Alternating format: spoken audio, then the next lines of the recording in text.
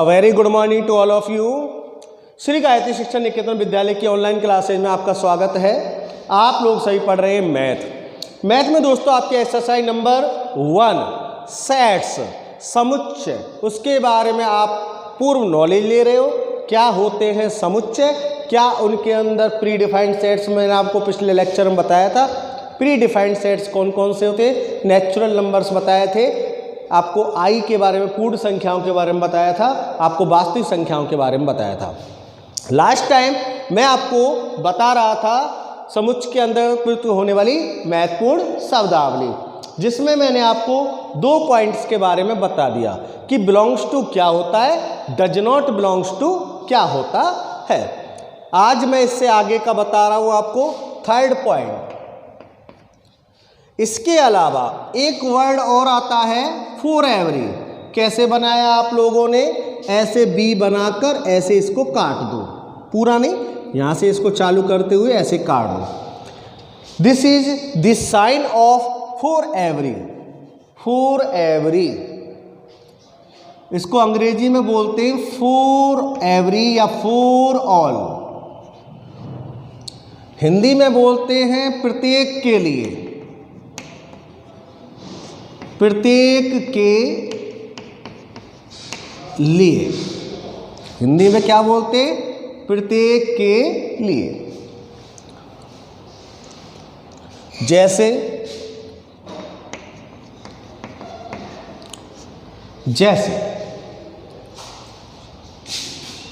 मैंने एक रिलेशनशिप लिखी y बराबर x बटे 2।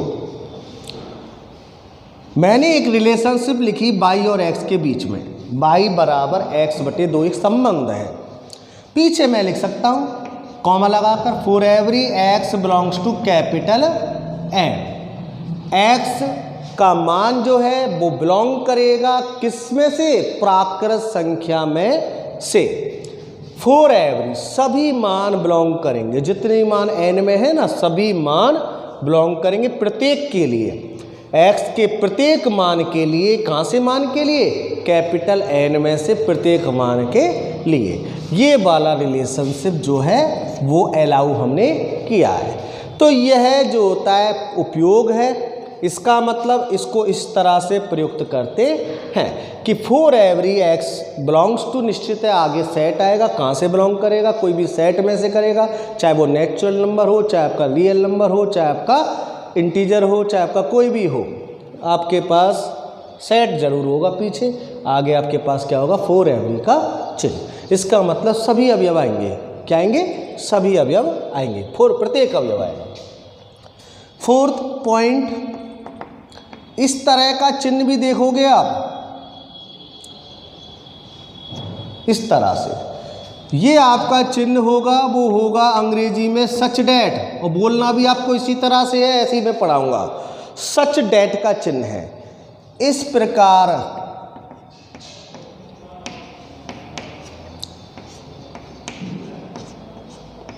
इस प्रकार की। इसका अर्थ क्या है, इस प्रकार की। तो एग्जाम्पल आप इसको चाहोगे कि किस तरह से आप इसका प्रयोग करते हो। जैसे अभी आप कुछ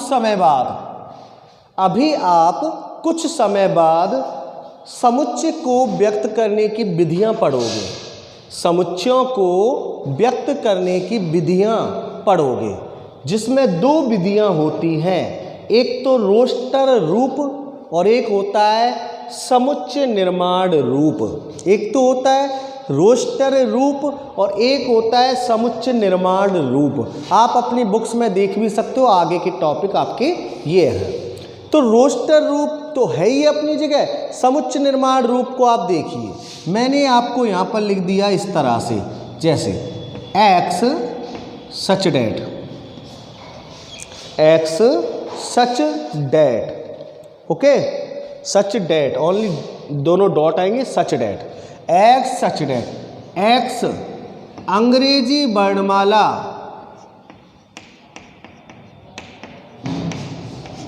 का एक स्वर है, एक्स अंग्रेजी वर्णमाला का एक स्वर है, मैंने ये लिखा। अब इसको हिंदी अर्थ पढ़ के सुनाते हैं आपको, तब आपके समझ में आएगा। एक्स सच डेट, मतलब एक्स इस प्रकार से है कि, एक्स इस प्रकार से है कि एक्स के जो मान हैं वो अंग्रेजी वर्णमाला के क्या हैं, स्वर हैं। तो आप ये जो समुच्चय निर्माण रूप है, आप इससे रोस्टर रूप बनाओगे तो किस तरह से बना लोगे, ए ई आई ओ एंड यू, इस तरह से आप इसको बना लोगे। तो ये आप दोनों विधियां अभी पढ़ने वाले हो, जब आपके और समझ में आएगा। तो ये जो चिन्ह है वो किसका है, सच डेट का। ये जो चिन्ह है वो किसका है, सच डेट से, जो बताता है आगे वाली संख्या इस प्रकार से आएगी कि वो पीछे आपका एक गुणधर्म है उसको फॉलो करेगी, पीछे जो गुणधर्म है उसको फॉलो करेगी।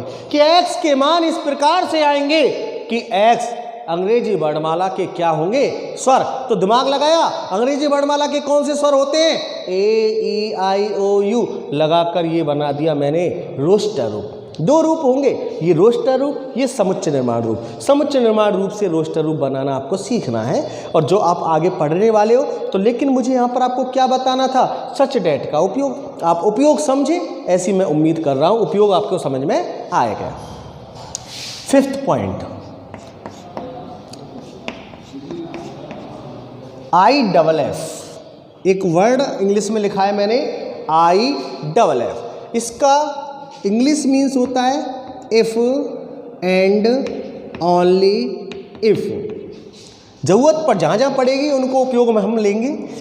If and only if, IFF को बोलेंगे जब कभी लिख लेंगे वहाँ पर। इसका हिंदी अर्थ आपके समझ में आ ही रहा है, यदि और केवल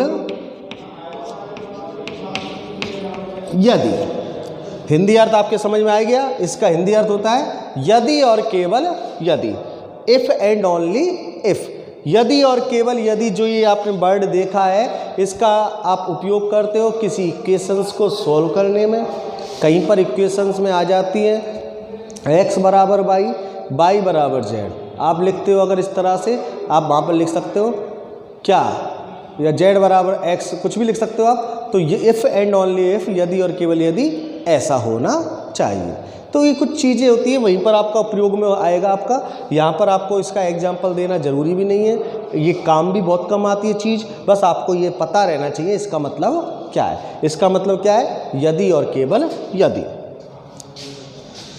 फिफ्थ के बाद और भी आपकी यूनियन आएंगे, ये तो वही बताएंगे दोस्तों आपको। कुछ और अक्षर आएंगे, यूनियन, इंटरसेक्शन, यूनिवर्सल सेट।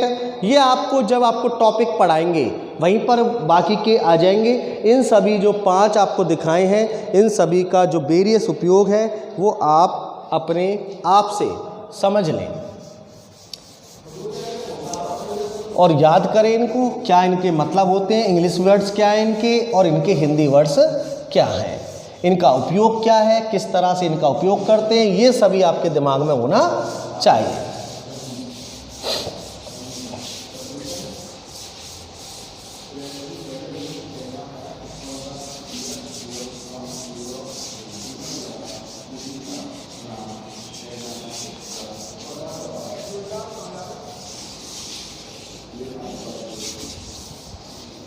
अब आप आगे टॉपिक देखिए, हेडिंग डालोगे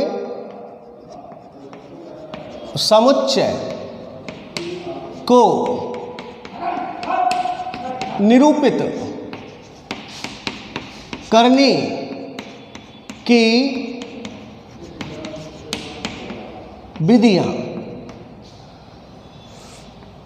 समुच्चय को निरूपित करने की विधियां, कि समुच्चय को निरूपित करने की कितनी विधि होती हैं। आपके पास आपकी बुक के अनुसार समुच्चय को निरूपित करने की 2 विधियां हैं। समुच्चयों को निरूपित करने की निम्न 2 विधियां हैं।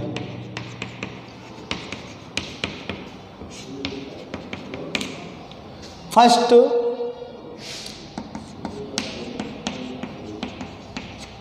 रोस्टर रूप विधि,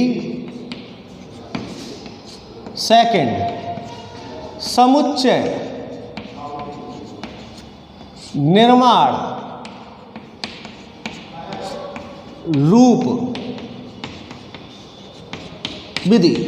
तो समुच्चय को निरूपित करने की निम्न दो विधियां हैं। पहला हो गया आपका रोस्टर रूप विधि और सेकंड हो गया समुच्चय निर्माण रूप विधि। फर्स्ट आप हेडिंग डालोगे रोस्टर रूप विधि, रोस्टर रूप विधि। तो इस विधि में क्या होता है, बस जो आप पढ़ते आ रहे थे महिला कोष्ठक में अवयवों को, वो आपकी रोस्टर रूप विधि ही थी, जिसमें अपन ने क्या देखा था, महिला कोष्ठक में अवयवों को कॉमा लगा लगा कर लिख दिया जाता है। वो आपकी कौन सी विधि है, रोस्टर रूप विधि होती है। परिभाषा जरूरी है आपको याद होना, समझना। समुच्चय निर्माण की, समुच्चय निरूपित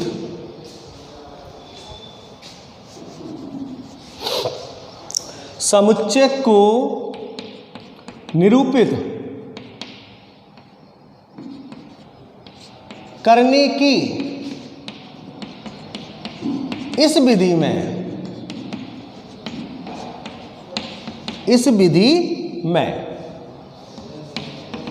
समुच्चय में मंझले कोष्ठक में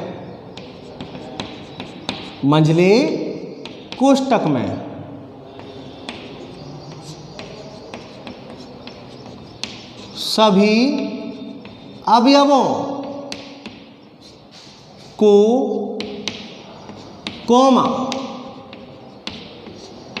कॉमा किस तरह से, इस तरह से लगा कर लिख दिया जाता है। कॉमा लगा कर लिख दिया जाता है। बिल्कुल आसान सी परिभाषा है, बिल्कुल समझना है आपको। तो समुच्चय को निरूपित करने की इस विधि में समुच्चय में जो होते महिला कोष्ठक, उसमें सभी अवयवों को कॉमा लगा कर लिख दिया जाता है। जैसे उदाहरण आप कुछ भी ले लीजिए, जैसे 2 से विभाज्य समस्त प्राकृत संख्या, ये आपने उदाहरण ले लिया। 2 से विभाज्य समस्त प्राकृत संख्या, इसको आपको लिखना है किस रूप में, रोस्टर रूप में। तो इसका आंसर क्या आएगा वो देख लीजिए। 2 से विभाज्य समस्त प्राकृत संख्या है, शुरुआत किससे होंगी, 2 से। 2 आ जाएगा, 4 आ जाएगा, 6 आ जाएगा, 8 आ जाएगा, 10 आ जाएगा। ये क्या रुकने वाली है प्राकृत संख्याओं में, नहीं रुकेंगी। तो इस तरह से आपने देखा, आपन ने उपस्थित अवयवों को महिला कोष्ठक में लिखा और कॉमा लगा कर इनको अलग कर दिया, लिख दिया जाता है। तो इस तरह से ये कौन सी विधि आपके सामने हुई, रोस्टर विधि।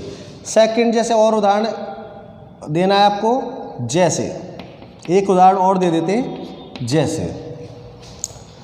आप कोई भी उदाहरण सोच लीजिए आप। समस्त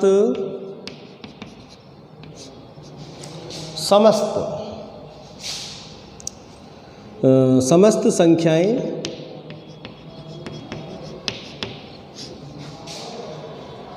जो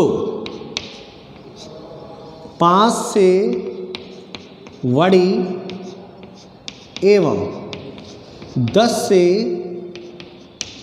छोटी हो, जो 5 से बड़ी समस्त प्राकृत संख्या है। कैसी संख्या है दोस्तों, प्राकृत संख्या, जो 5 से बड़ी एवं 10 से छोटी हो। तो इसका उदाहरण समस्त प्राकृत संख्या जो 5 से बड़ी एवं 10 से छोटी हो, इसका उदाहरण क्या होगा, आप इसको महिला कोष्ठक में लिखोगे। 5 से बड़ी क्या होगी, 6, 7, 8, 9। 10 से छोटी, 5 से बड़ी, तो आपके पास यही तो बनेगा। तो ये आपका क्या हुआ, रोस्टर रूप। तो इस तरह से आप रोस्टर रूप समझते हो। समुच्चय निर्माण रूप क्या होगा वो देखिए। अब समुच्चय निर्माण रूप समुच्चय निर्माण रूप। तो इसमें क्या होता है, समुच्चय को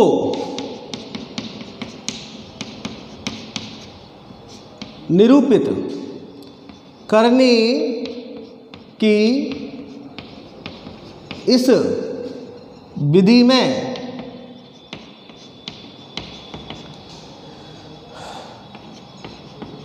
समुच्चय के सभी अवयवों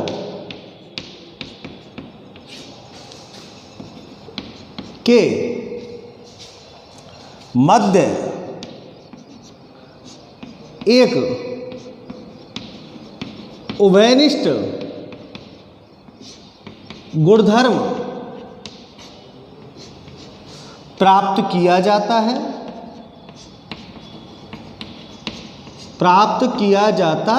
है तथा उसे निम्न प्रकार लिख देते हैं। समुच्चय को निरूपित करने की इस विधि में समुच्चय के सभी अवयवों के मध्य क्या देखा जाता है, एक उभयनिष्ठ गुणधर्म देखा जाता है तथा उसे निम्न प्रकार लिख दिया जाता है। कोई भी सेट है ए बराबर एक्स सच डेट, अभी बताया था आपको पहले, सब सच डेट का मैंने उपयोग बताया था। एक्स सच डेट एक्स बराबर उभयनिष्ठ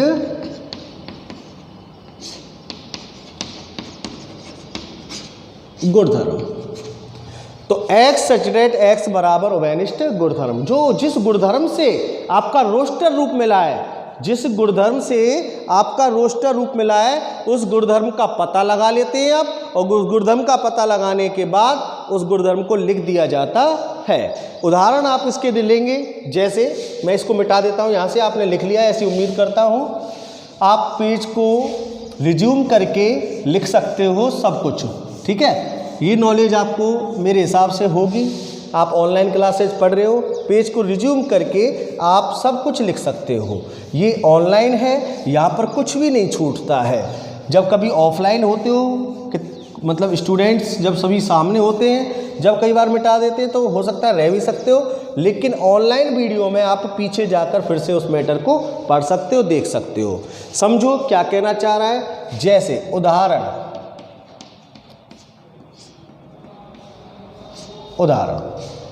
आपसे रोस्टर रूप दिया गया है आपको, जैसे आपको ये बदलाव होता है रोस्टर रूप से समुच्चय निर्माण रूप में और समुच्चय निर्माण रूप से रोस्टर रूप में। आपको इस तरह से पूछा जाता है तो आपको क्या दिया जाएगा, जनरली इसमें रोस्टर रूप मिलेगा। जैसे एग्जाम्पल में फर्स्ट आपने ले लिया, आपको ए बराबर आपको लिख दिया गया है AEIOU, आपको ये लिख दिया गया है। ये आपको जानते हो ये रोस्टर रूप होता है, और आप इन अक्षरों को या इन अवयवों को देखकर आप दिमाग में लगा सकते हो, दिमाग लगा पा रहे हो आप कि ये तो अंग्रेजी वर्णमाला के स्वर हैं, ये तो क्या है, अंग्रेजी वर्णमाला के स्वर हैं। आपसे यह पूछा जाएगा इसको समुच्चय निर्माण रूप में व्यक्त कीजिए। आपसे क्या पूछा जाएगा, इसको समुच्चय निर्माण रूप में व्यक्त कीजिए। तो आप समझ में आपके गुणधर्म उभयनिष्ठ गुणधर्म, जो ये उभयनिष्ठ गुणधर्म है उसका आपने पता लगा लिया। क्या पता लगाया, ये अंग्रेजी वर्णमाला के स्वर है। लिखने का तरीका अर्थात समुच्चय निर्माण रूप में लिखने का तरीका अब आप देख ही रहे हो। ए बराबर एक्स सच डेट एक्स, ये तो आएगा ही आएगा, एक्स सच डेट एक्स एक अंग्रेजी वर्णमाला का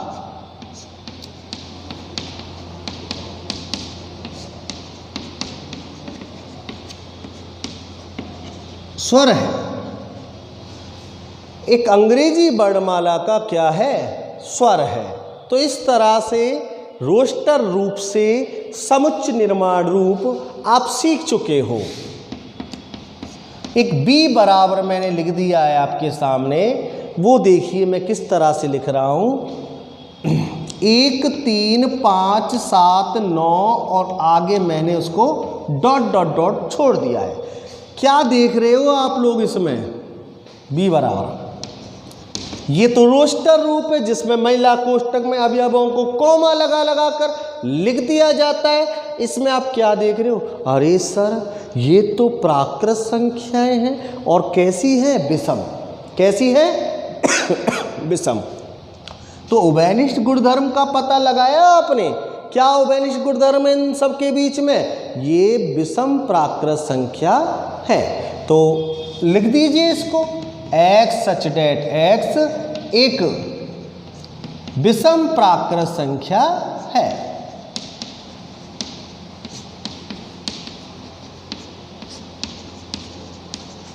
तो ये आपका क्या हो गया? सीख गए होंगे आप लोग। ये आपका क्या हो गया? समुच्चय निर्माण रूप। तो समुच्चय निर्माण रूप में उभयनिष्ठ गुणधर्म देखा जाता है सभी अवयवों के बीच में, और उसका पता लगाकर इस तरह से लिख दिया जाता है। यहाँ भी पता लगाया, विषम संख्या है, प्राकृत संख्या है, तो विषम प्राकृत संख्या है। तब जाकर हम समझते हैं कि इस तरह से आपके दो रूप किस तरह से प्राप्त हुए हैं। उसके बाद दोस्तों कल के लेक्चर में हम आपके सामने एग्जाम्पल्स रखेंगे इस एक्सरसाइज के, फिर आपके पास अपने खुद के लिए क्वेश्चंस तैयार हो जाएंगे। एक्सरसाइज नंबर 1.1 भी आपके सामने आ जाएगी। अब मैं आपसे यही उम्मीद करूंगा कि आज के इस लेक्चर में जो भी मैंने आपको समझाया है निरूपण की विधियां, उनको आप बैठकर अच्छे से अपनी कॉपी में नोट कीजिए और उनको समझने का प्रयास कीजिए, रिवाइज करने का प्रयास कीजिए। आप जैसे जैसे इनको रिवाइज करते जाओगे आपका दिमाग सॉलिड होता जाएगा, आपको कहीं भी कोई समस्या नहीं आएगी। इसी के साथ मैं इस लेक्चर का एंड करता हूँ। अगले लेक्चर में आपको एग्जाम्पल्स लेकर चलूँगा इस एक्सरसाइज के। अब तक इसमें क्या पढ़ाया मैंने आपको? थ्योरी। ओके।